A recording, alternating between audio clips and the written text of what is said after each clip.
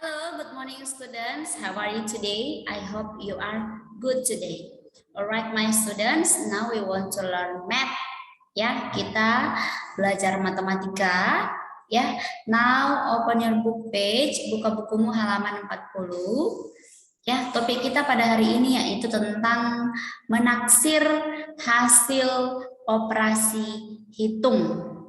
Ya, menaksir hasil operasi hitung. Nah, kalau dikatakan menaksir berarti memperkirakan. Ya. Menaksir berarti memperkirakan. Yang pertama yaitu penaksiran kepuluhan terdekat. Ya. Nah, setiap bilangan dibulatkan kepuluhan terdekat.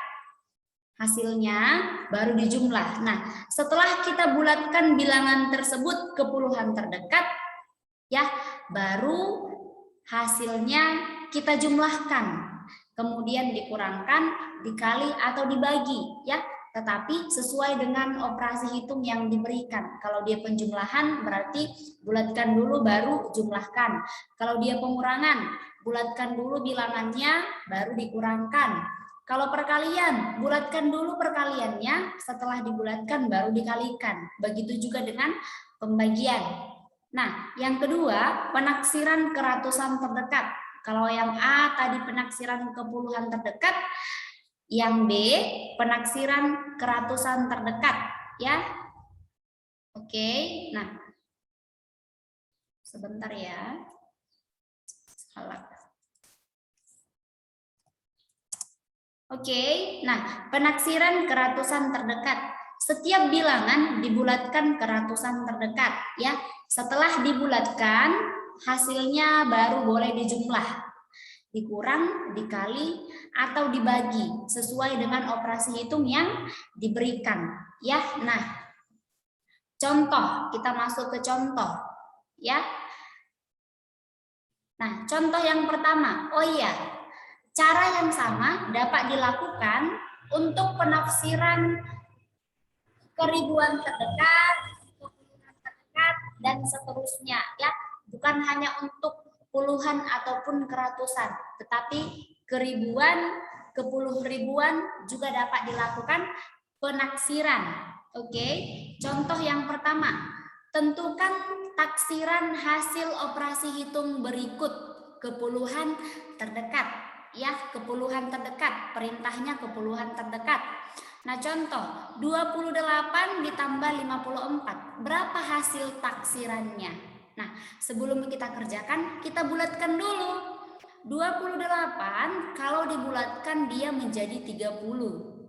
54 kalau dibulatkan dia menjadi 50. Maka yang kita hitung adalah hasil dari taksiran yang ini. Ya.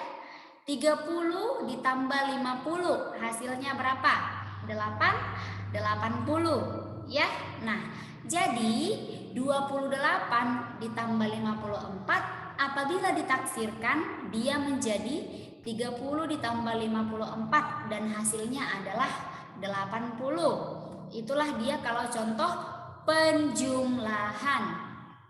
B, yang B di sini adalah pengurangan, ya. 122 dikurang 68. Nah, hal yang pertama yang harus kita lakukan adalah kita bulatkan dulu, ya, kepuluhan terdekat. Oke.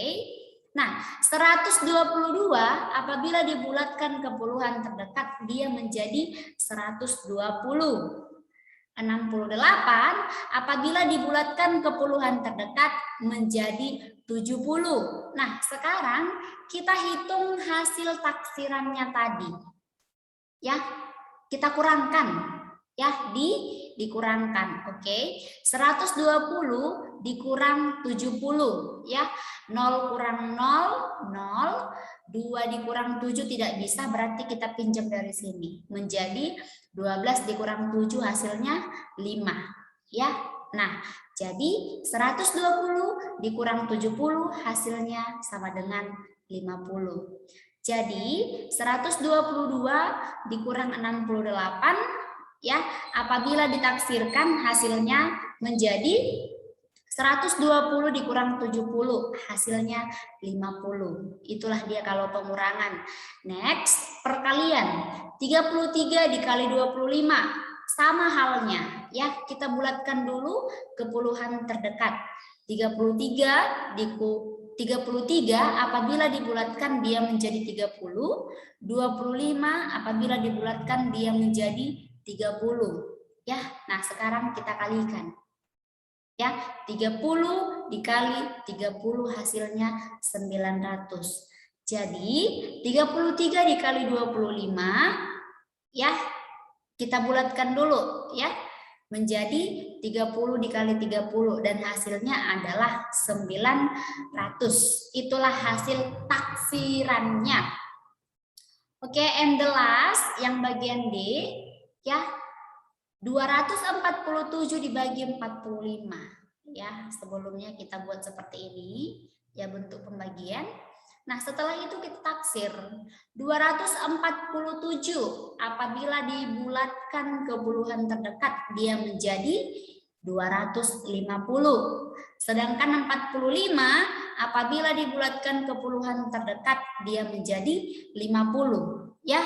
Nah, 250 dibagi 50 hasilnya 5. 5 dikali 50 hasilnya 250. Kemudian kita kurangkan. Ya.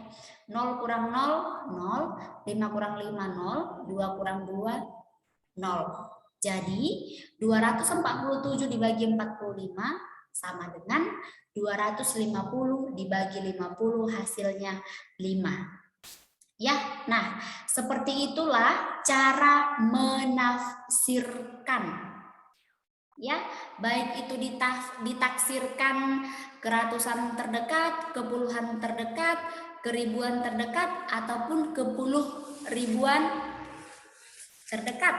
Ya, nah selanjutnya untuk homeworkmu, kamu boleh kerjakan halaman 42 ya, number 1 until number 5. Kamu kerjakan nomor 1 sampai dengan nomor 5 ya, itu untuk matematika.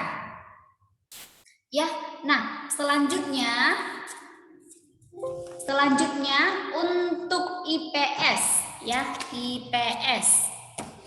Oke, nah IPS kamu boleh membuka bukumu halaman 37. Ya, halaman 37. Oke, 37 ya. Pemanfaatan hasil peternakan. Ya. Nah, salah satu hewan ternak yang biasa dimanfaatkan manusia adalah sapi. Ya. Nah, sapi ya dapat dimanfaatkan oleh manusia. Yang pertama yaitu apanya yang dapat dimanfaatkan? Dagingnya. Ya, dagingnya ini dapat diolah menjadi makanan. Yang kedua adalah susu. Yang ketiga adalah kulit. Nah, kulitnya ini dapat dijadikan untuk apa? Untuk membuat sepatu. Ya. Nah, daging sapi dapat diolah menjadi bakso, sosis, serta makanan olahan lainnya. Susu sapi dapat diolah menjadi berbagai produk susu, keju, dan yogurt. Nah, jadi itulah manfaat dari susu sapi ya, sedangkan kulitnya tadi untuk membuat sepatu. Nah, yang keempat, pemanfaatan hasil laut ya. Kerang mutiara dan rumput laut merupakan hasil laut yang sering dimanfaatkan oleh manusia. Selain ikan segar, ikan juga dapat diawetkan agar tahan lama dan diolah menjadi berbagai jenis makanan. Kerang mutiara menghasilkan mutiara yang dapat dijadikan sebagai perhiasan. Nah, ini adalah beberapa pemanfaatan hasil laut. Ikan dapat diawetkan katanya, ya, untuk menjadi berbagai jenis makanan. Kemudian kerang mutiara, ya. Nah, mutiaranya itu dapat dijadikan sebagai perhiasan, ya. Dan yang sering menggunakannya ini adalah wanita. Oke. Nah, next yang kelima, pemanfaatan hasil hutan, ya. Hutan dimanfaatkan oleh manusia karena menyimpan sumber daya yang berlimpah. Ya, contohnya adalah kayu dan non kayu. Ya, hasil kayu berasal dari batang pepohonan yang ditebang, kemudian diolah menjadi bahan baku industri. Di antaranya untuk membuat bahan bangunan, furnitur, dan kertas. Nah, itulah salah satu contoh pemanfaatan hasil hutan, ya.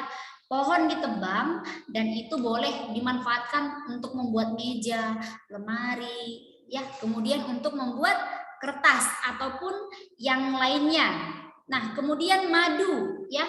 Madu diperoleh dari sarang lebah yang ada di pepohonan. Madu sangat bermanfaat bagi kesehatan manusia. Selain diolah sebagai campuran makanan dan minuman, madu juga dijadikan bahan baku industri obat dan kosmetik. Nah, itu dia fungsi dari madu, ya, untuk obat dan bahan kosmetik. Yang kelima yaitu pemanfaatan hasil pertambangan. Sumber daya alam hasil pertambangan memiliki banyak manfaat bagi manusia. Misalnya dijadikan bahan bakar, ya, untuk kendaraan bermotor, bahan bangunan, perhiasan, dan obat, ya. Nah, meskipun demikian, ya, kita harus melakukan penghematan dalam menggunakan sumber daya alam, khususnya hasil pertambangan. Ya, kita harus berhemat. Tidak boleh boros-boros, ya, supaya tidak cepat habis. Oke. Nah, untuk homeworkmu IPS, kamu boleh kerjakan halaman 40 yang ini, yang kuis, ya. Tuliskan sumber daya alam yang dimanfaatkan sesuai dengan setiap gambar berikut. Nah, misalnya di situ ada gambar kopi. Biasanya kopi itu dimanfaatkan untuk apa? Kemudian gambar kelapa, ban, ada cincin emas, ada tempe, ada teh. Itu biasanya dimanfaatkan untuk apa? Nanti kamu ini kerjakan di notebook. Oke. Next, ya. Untuk SBK nanti kamu boleh kerjakan halaman 35 bagian 1 dan 2. Bagian keduanya kamu kerjakan di notebook, ya. Bagian keduanya nanti kamu boleh kerjakan di notebook. Oke. Nah, sebelumnya nanti kamu baca dulu materinya, ya, tentang jenis-jenis tari. Ya, dibaca, kemudian baru dikerjakan halaman 35 dan halaman 36, bagian 1 dan 2. Oke. Nah, apabila ada materi yang tidak dipahami, ya, kamu boleh telepon Miss, ya, untuk menanyakan bagian mana yang tidak kamu mengerti.